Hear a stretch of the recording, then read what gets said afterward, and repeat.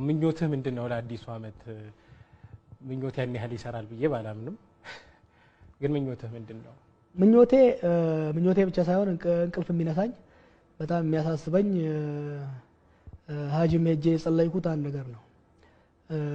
ኢትዮጵያን ፍትህ ያለባት ሰላም ያለባት ዲሞክራሲያዊ ስርዓት ለመገንባት ከ50 60 ዓመት በላይ ከፍተኛ መስዋዕትነት ተካሂዷል። ከፍተኛ ትግል ተደርጓል። ብዙ ህይወት ረግፏል። እስከዛሬ አልተሳካልንም። ብዙ ለውጦችን አምጥተናል ግን አልተሳካልንም። አሁን ሊሳካልን ከፍተኛ እድል አለን።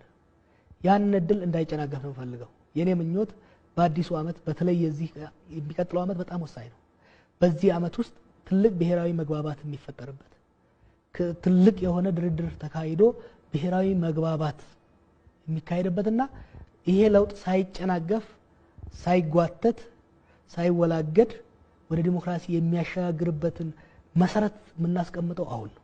የሚቀጥሉት ወራት ለኢትዮጵያ የዲሞክራሲ ሽግግር በጣም ወሳኝ ናቸው።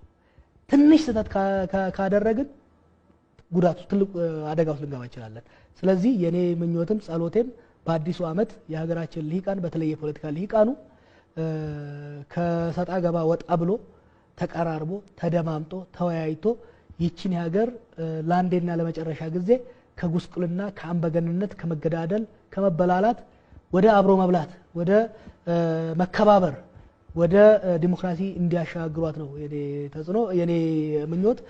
ለህዝቡ ደግሞ ትግስት እንዲኖረው ስል ግን እንዲተኛ አይደለም፣ ንቁ ሆኖ ትግሉ እንዳይጠለፍበት እየጠበቀም ትግስት ኖሮት በአካባቢው ላይ መረጋጋትና ሰላም አምጥቶ ለአገራችን ልሂቃን የሚያደርጉትን ባርጌን የሚያደርጉትን ድርድር በተሰከነ መልኩ እንዲያደርጉ እድል እንዲሰጣቸው ነው የምመኘው።